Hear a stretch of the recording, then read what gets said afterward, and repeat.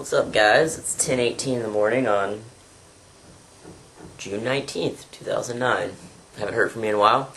Been very busy working. I freelance now, so I have a 24-hour schedule, which I don't, have a 9 to 5. Gotta have a 24/7, so I sleep whenever, work whenever. I usually work the best between like 3 and 8 a.m. I'll fall asleep at 8 o'clock at night, get up at 1 or something, work all the way till 6, whatever. Anyways, people have been asking what I freelance in. I freelance in film production, but mostly social media marketing. Take care of some accounts for people. And I also just been reading a lot. You saw my last video, but I got some cool books last night. An Introduction to Theories of Popular Culture. Thank you, Derek, for buying this. It's really cool. Like, its sections are like mass culture and popular culture, the Frankfurt School and the culture industry, structuralism, semiology and popular culture, Marxism, political economy and ideology, I can't talk right now, feminism and popular culture, postmodernism and popular culture. So it's kind of like more of an academic read on popular culture. I'm glad. He also got me 8-Ball Chicks on girl gangs. I've been really enjoying reading sociological studies of gangs, and this is about some really violent like girl gangbangers in I think Los Angeles, San Antonio, and a town outside Milwaukee, which I found interesting. So that looks good. And I got all these books on masculinity yesterday at the main library. I went a little nuts.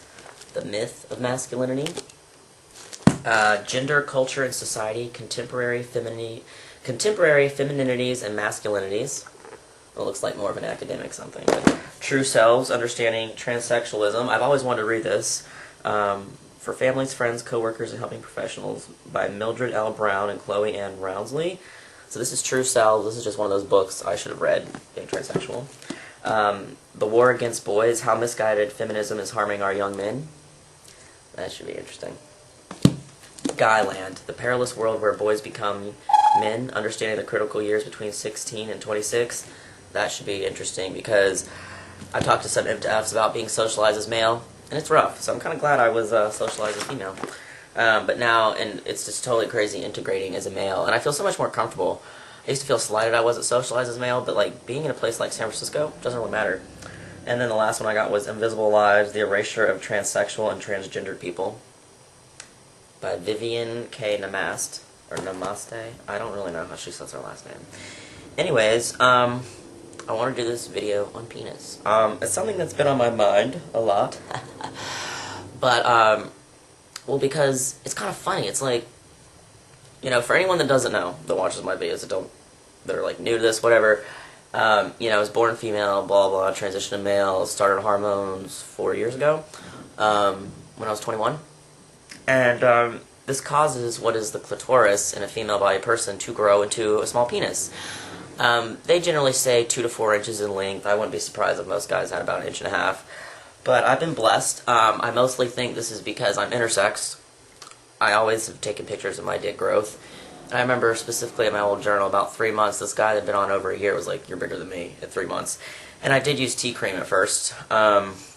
You can get it at any compounding pharmacy, Kronos, Apothecure, Stroheckers. I use Women's International. They have locations in Arizona and Wisconsin, so wherever you're closest to, you go to, and your doctor just writes you a prescription for whatever strength you want. It's really up to your doctor, so don't ask me what I have. It's up to you and your doctor, so you can go to any compounding pharmacy and get a prescription for T-cream, and you don't want anything with alcohol in it, like androgel. You don't want to put anything alcohol-based on your dick. It will burn. So anything cream-based is okay for the genitals, and you can put it all over the head, the shaft, the hood around it, whatever, the foreskin, whatever. You can put it all over there, and it'll just grow, and the underside, the shaft, whatever. So use that consistently for about, I would say, 4 to 6 months, and now every once in a while when I think about it. But basically, I think it's interesting to kind of talk about the penis in a non-sexual way, being born female, because I didn't grow up with one, so it wasn't natural for me to go through male puberty at a young age and to have spontaneous erections and to deal with the sex drive and all things along with it and wake up every day with morning wood. So it's kind of almost humorous for me to do that as someone who was born female and get to do it in my 20s when I'm so much more self-aware and self-reflective. and to be like, oh man, this is funny, like, I'm popping a boner on the bus, or whatever, because the vibrations, I know what Jim Morrison's talking about when he says the bus gives you a hard-on with books on your lap. So let's see, I wrote down a few things. Yeah, so it's, the experience is very different to someone born male. Obviously, there's no urethra connecting, so that's different, but pretty much it's the same thing. It's like having a small penis, and honestly, talking to Derek, he's my gay male friend here who's not trans, and, he's gay, so he's seen a lot more penis than I have, and he says he's seen my penis, and he said, I was all worked up about it being trans and showing a gay male, and he said, honestly, he goes, you're a lot bigger than a lot of the bio guys I slept with. And I was like, really? And he said, they vary so much in size. I guess we as trans men think like, oh, all guys can grab onto it, blah, blah, but guys are often really tiny. And, even like Derek said, like all the women I've slept with, they don't care about the size. They'd rather get off. And honestly, I read in a lesbian like Karma Sutra that the first 2 inches of the vagina are the most sensitive. So my little 2-3 inch cock is perfect for that. So, anyways, there's so much going on. So yeah, it's so different from someone being born male, but, reacts the same way, you can have sex with it, gets erections, but it's funny, like, sometimes you'll pop them for no reason. And it's like, oh, this is what guys go through, and it's embarrassing, and it's suddenly like this stimulation in your crotch, and also it's insatiable, like the sex drive. I basically had no sex drive before T. Now sex drive is like needing to urinate or eat or be hungry or thirsty. It's like, you have to do it. Like, sometimes you just can't give it up, and like, if I don't jack off for a few days, I just feel sick or just backed up and whatever. Like, the sex drive is nuts. Women will never understand. It's just like this biological need, and they're like, can't you, blah, blah, blah. But what I've learned as a trans man is I can control it because there is another way, and you don't have to, always have sex with someone else. You can become a good friend with your hand. But anyways, puberty at 21 is fun. The random boners. I mean, you were getting boners all the time when you're first in puberty because your dick's growing, because of all the testosterone stimulation. It's embarrassing. Morning wood. This was going around the FTM transcript. Some guy asked, like, is this normal to get morning wood? Yeah, you're a guy. Welcome to being a guy. Morning wood pretty much every morning. Makes it hard to pee. Pee boners. I've talked to a lot of trans guys. You can totally get pee boners. It's really hard for me to pee when I have a pee boner. Like, if you have to pee really bad, your dick gets hard. Totally happens to bio boys. Derek and I have discussed it. I've talked to a lot of bio guys now about it. Or non-trans men, sorry. We're biologically men in some way, too. I know. Also, like when you have to pee, like, your dick gets hard, just whatever. Like I mentioned, the bus and train rides, the vibration all the time. Boop. It's like, fuck. And then, any kind of stimulation, like, maybe a girl, like, touches my arm or gives me a hug, and it's like, whoosh.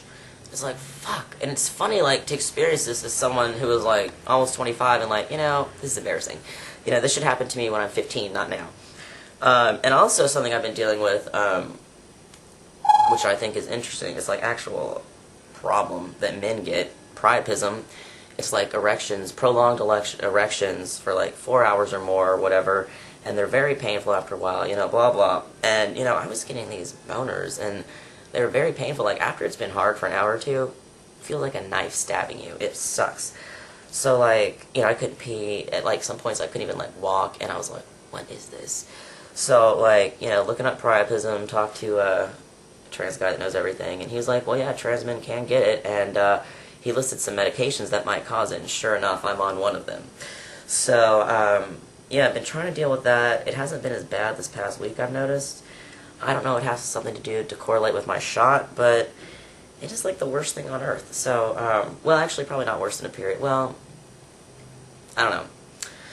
Periods suck. I was talking to an ex-girlfriend, Courtney, and she was like, well, at least you can admit periods suck. My current boyfriend won't. I was like, no, periods suck. But, priapism sucks too. When your dick's hard for hours, it's like, can't walk, it's achy, can't pee, whatever.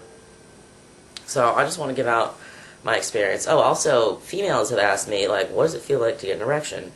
It's like, since they don't have a penis, and can't probably really imagine themselves having a penis, it's kind of hard to explain, but it's just like, and different erections, at least to me, feel different. Like, sometimes I get a really quick one, sometimes it'll be like, I call them slower ones, and you kind of like feel it fill up and whatever. It's not really all that slow. It happens within seconds, and those feel really good. But it's just kind of like this concentration of energy and just whatever, and I don't know, it's pleasurable for sure. Sometimes it's not, like when you don't want it, it's not pleasurable, at least not to me.